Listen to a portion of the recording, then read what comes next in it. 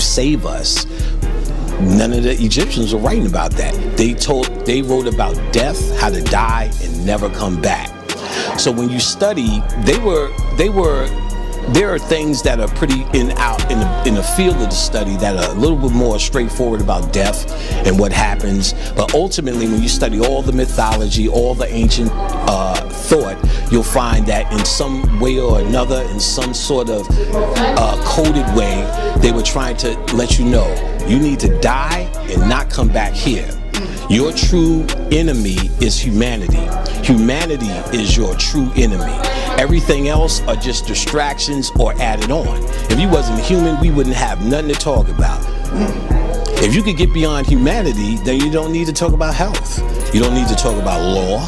You don't need to talk about nothing but dying and not coming back. And guess what? That's what the Egyptians were doing.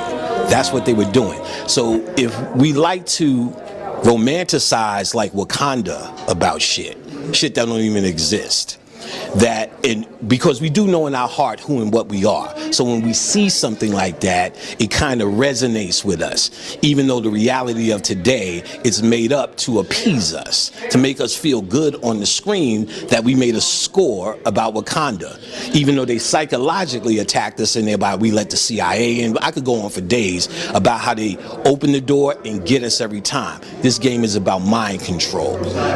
Mind control. And once we understand and accept death as just another aspect of what we are, another part of our journey, then we'll be able to beat this life as a cinch. If we think all of our eggs are in living as a human, then we could be manipulated. We can be mind control. All the problems we have is based upon us investing in something that we was actually pretty much over at one point. That's what the Egyptians were doing. It's about getting out of here. So if we're trying to stay here instead of residence, and I could tell you mythologies where they teach you Shiva, Hanuman, shit down to Charlie in the chocolate factory, where there's a mythology where these kings want to build houses in this place. Shiva and actually Charlie said, I'm gonna make your house or your kingdom out of chocolate, but you can't live in it.